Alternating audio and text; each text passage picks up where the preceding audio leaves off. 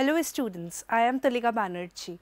Today I bring you the next learning episode in BSc Forensic Science on an important unit of the paper titled Fingerprints, that is, light sources used in fingerprint detection. In this lecture, you will be introduced to light sources used in fingerprint detection. In addition to it, you will also be studying about fingerprint enhancement by optical techniques and specialized light sources. You will also be acquainted with application of lasers to fingerprint detection. At last, you will get to know about the post-treatment of developed fingerprints with luminescent materials and post-treatment of developed fingerprints with reagents that form luminescent reaction products. We will wind up this lecture with a conclusion. So dear students, let's start our today's lecture with a brief look at what we will be learning today.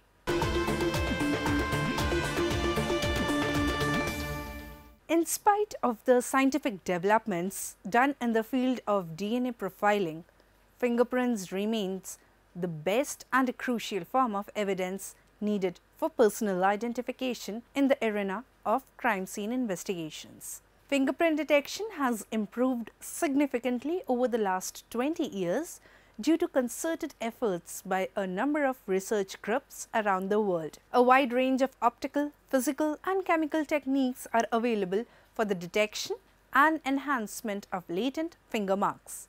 The best results are generally obtained if a logical sequence of techniques is applied. Also, in case of fingerprints, the application of various techniques or chemical reagents may increase the number of latent prints detected, thereby improving their quality and finally enhancing them. However, it is imperative that each process is applied in a systematic, predetermined order, as the incorrect choice or the application of one method can preclude the later use of another technique or lessen its effectiveness. During the procedure of the latent prints detection, the employing of optical techniques and procedures should be heavily emphasized, as these are non-destructive in nature and considerably improves the results obtained by physical or chemical methods. The choice for the best detection techniques invariably depends on the circumstances from where the latent prints have been recovered, and thus depends on a variety of factors. For example, the type of surface on which the latent print is present, that is, whether it is porous, non-porous, smooth or rough surface. Occurrence of any specific contaminant, for example, blood, the probable age of the fingerprints, and lastly, the environmental factors, example, whether or not the surface is or has been wet. Also, laser detection of latent fingerprints is an extremely sensitive technique with a wide range of applicability. The methodology is based on the principle that a luminescent fingerprint impinged on a non-luminescent surface produces laser excited fluorescence. The fluorescence so produced provides intrinsically such high sensitivity that fingerprints may be detected even on difficult and unusual surfaces. The method also ensures detection of weak as well as old latent fingerprints. Laser technique is often used as a supplement to conventional procedures of fingerprint detection.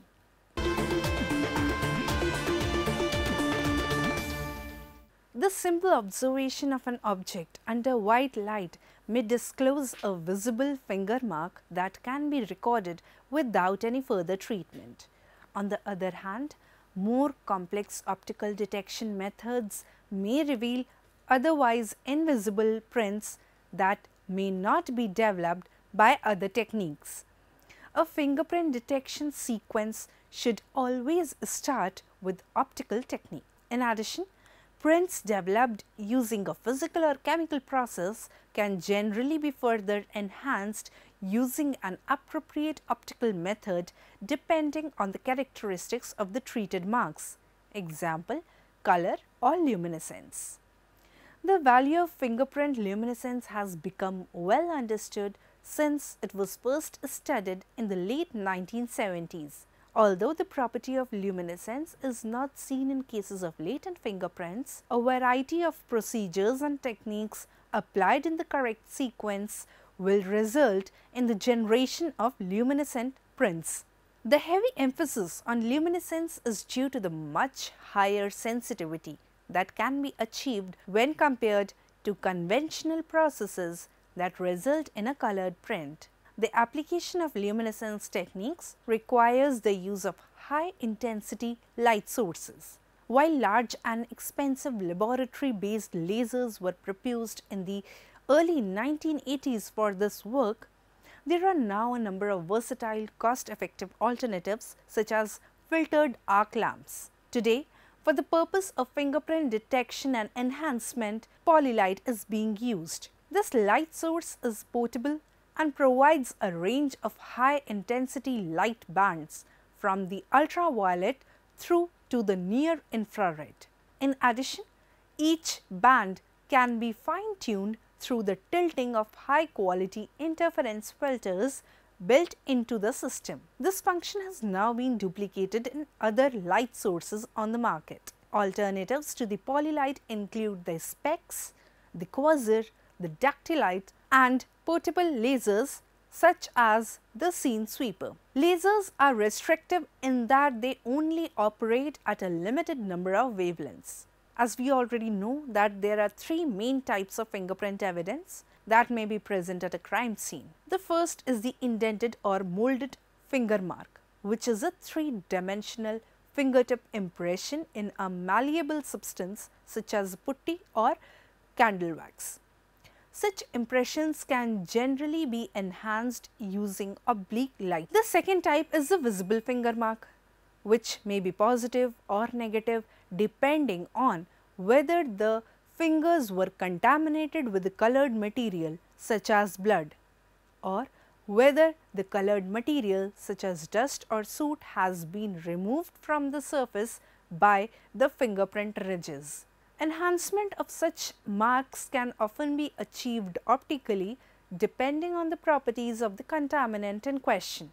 Blood is a special case where specific optical and chemical enhancement procedures exit out. The third type, which is the most common and poses a real dilemma, is the latent fingerprints. Latent fingerprints are not visible by the naked eye and hence usually requires some type of physical or chemical treatments and enhancements so that they can be easily detected and visualized. These latent prints are formed from the complex mixtures of natural secretions secreted by the sebaceous glands and also from the contaminants from the environment. Knowledge of the major constituents of this deposit is essential for effective fingerprint detection. Consideration of how these constituents are affected by different environmental conditions is also important. The detection of latent finger marks is actually quite a challenging analytical problem. What is required is the detection of very small quantities of specific chemical compounds. In general terms, the fingerprint powders are the least sensitive of the available techniques, with 500 to 1000 nanograms of material required in the latent mark for successful detection. By employing the usage of chemicals, for example, ninhydrin and such that the color can be imparted to the latent prints, generally 100 to 200 nanograms of the material is required. On the other hand, luminescence detection using a chemical reagent such as DFO is sensitive down to the 1 to 10 nanograms range also. The latent fingerprints deposited on the various surfaces behave differently on different types of substrate. Also, in addition to this, the various techniques employed for detection purposes are effective only on some surfaces but not on others. As a result, the surface type is a major consideration when selecting a sequence of fingerprint detection techniques for a particular set of circumstances. The most common device used for the detection of latent fingerprints on difficult surfaces is the argon laser. The surface impinged with a finger mark is illuminated with a blue-green beam from the argon laser. Before it strikes the surface, the beam is made to pass through a lens. This serves two purposes. Firstly, it enlarges the area of coverage of the beam so that the whole fingerprint impression becomes exposed to the laser light. And secondly, the expanded beam protects the surface from burning. The imprint is observed through a safety filter. Such filters absorb the short wavelength components and transmit the longer ones, thus protecting the observer's eyes. After the fingerprint is identified, it is photographed through the same filter. The identification of the fingerprint as well as its photography is carried out in a dark room.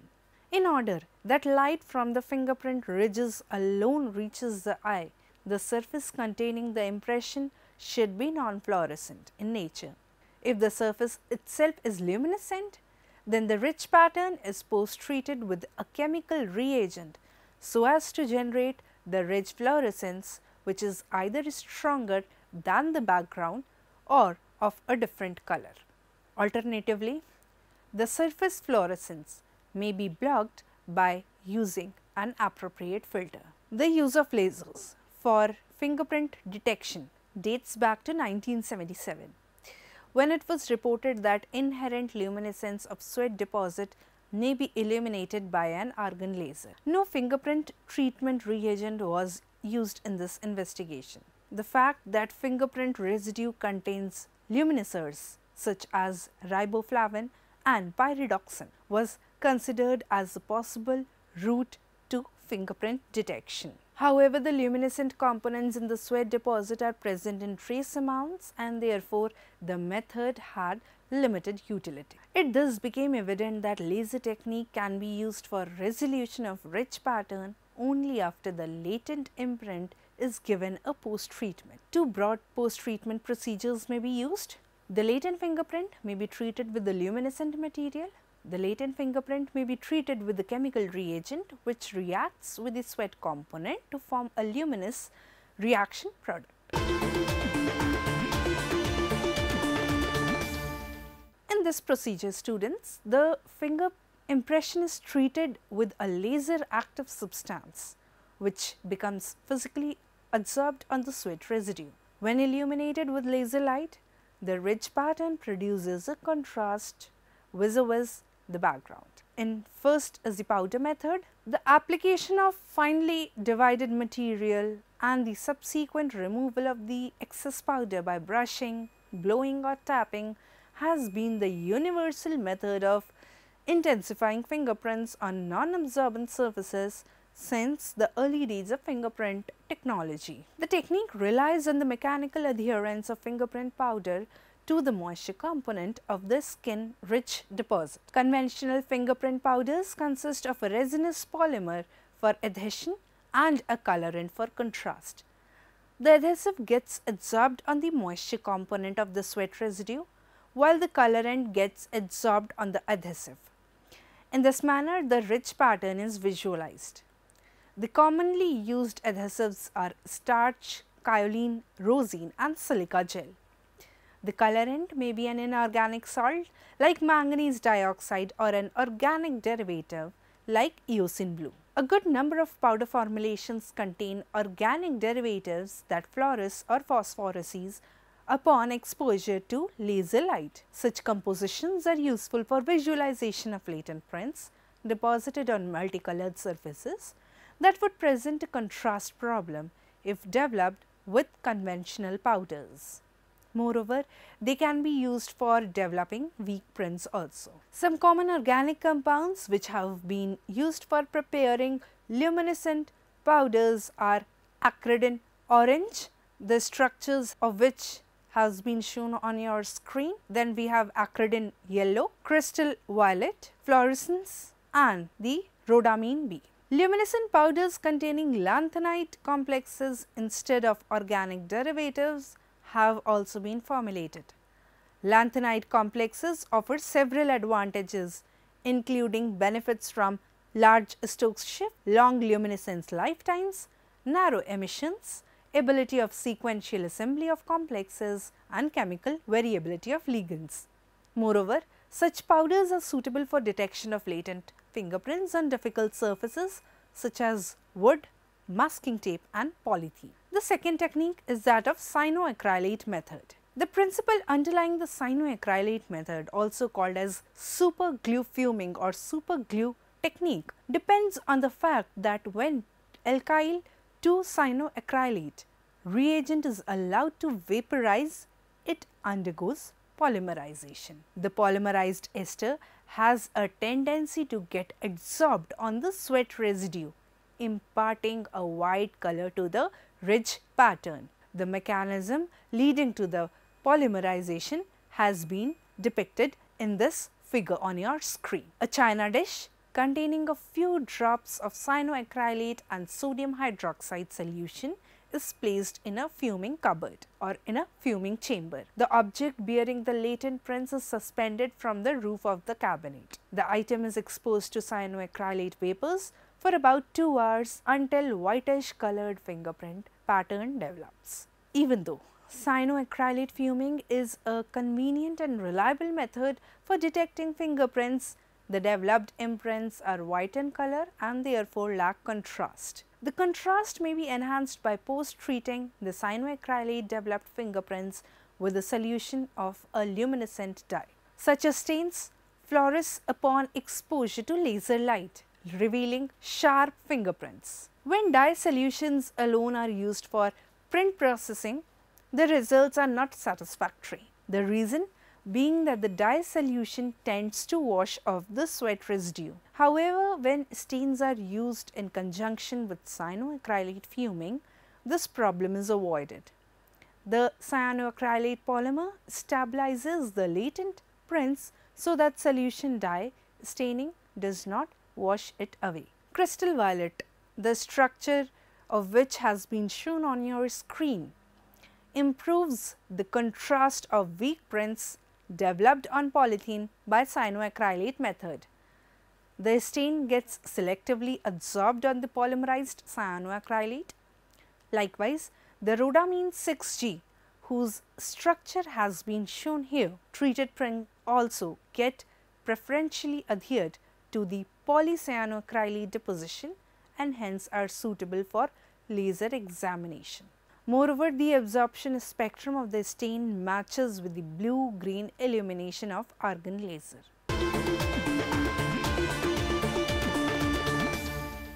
The amino acids present in sweat deposition may be transformed into luminescent derivatives by treatment with a chemical reagent. The luminescent compounds, when examined under laser, reveal the rich pattern of the fingerprints. So, here first we have the ninhydrin method. The ninhydrin technique has traditionally been the most popular one for processing latent fingerprints on porous, absorbent surfaces like paper, cardboard and wood. The method relies on the reaction of ninhydrin, which has been shown on your screen, with amino acids of fingerprint residue. The reaction produces a purple colored compound called Rehmann's purple, whose structure has been depicted on your screen and which becomes deposited along the ridge, making the prints visible. A 0.2 to 1.5% solution of ninhydrin in Freon 113 is sprayed on the exhibit from a distance of about 6 inches. After the solvent evaporates, the solution is re-sprayed. The surface is then heated to about 80 degrees centigrade without allowing it to come in contact with the heat source. Better results are obtained by steaming the article. For optimum development of fingerprints occurs at a relative humidity of 65 to 80%. The amino acids in the sweat residue neither interact with cellulose content of paper or wood, nor do they migrate within the capillaries of the substrate. Therefore, the ninhydrin method makes it possible to develop fingerprints that are many years old. However, since the concentration of amino acids in perspiration is usually quite low, the developed prints normally do not show a sharp contrast. In order to improve the working performance of ninhydrin reagent, the developed prints are post-treated with group 12 metal salts. This interaction converts the non-fluorescent Riemann purple into a photoluminescent complex, and which has been shown on your screen. The fingerprints developed by ninhydrin zinc chloride method becomes highly fluorescent under argon laser light. The 480 nanometers line of argon laser is appropriate for excitation of the orange zinc Riemann purple complex that absorbs at 485 nanometers and emits at 560 nanometers as shown in the figure. As a result, a pronounced improvement in their detectability is observed.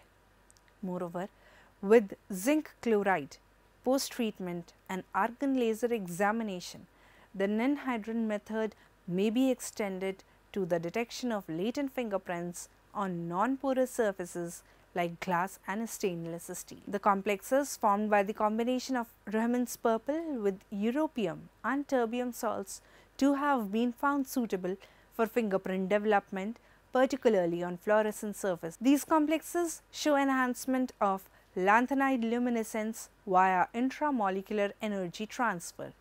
Moreover, the lifetime of the luminescence is much longer than that of the usual background fluorescence. The lanthanide complexes are therefore suitable for time-resolved luminescence imaging. The second one is the fluoroscimine method. Like ninhydrin, the fluoroscimine reagent, whose structure has been depicted here, too reacts with the amino acid content of sweat residue, producing luminescent reaction products which render visibility to finger marks. A solution of 20 milligrams of fluoroscimine and 0.4 ml triethylamine in 100 ml acetone is sprayed on the surface containing the finger mark. The surface is dried and observed under the argon laser. Experience has shown that fluoroscimine not only possesses a greater sensitivity than ninhydrin but also works well for the detection of latent fingerprints on multicolored surfaces.